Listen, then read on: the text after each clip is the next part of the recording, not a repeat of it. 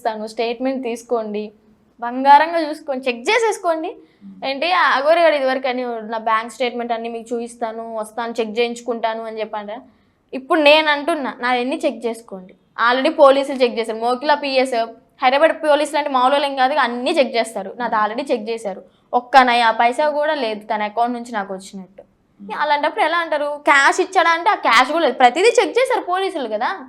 మరి ఈ మీరు ట్రావెల్లో ఎక్స్పెన్సెస్ అంతా ఎట్లా జరిగేది? అదే ఇంక చెప్తున్నాను కదా, నార్త్ సైడ్ భక్తులు ఉన్నారు అని చెప్పాను, వాళ్ళే ఫుడ్ ప్రిపేర్ చేసి ఇంటికి ఇన్వైట్ చేయడం, పెట్రోల్ బంక్ ఓనర్స్ కూడా తగిలారు మధ్యలో, వాళ్ళు ఫుల్ ట్యాంక్ చేయించడము, పెట్రోల్ కొట్టించి బండిలో పెట్టడం.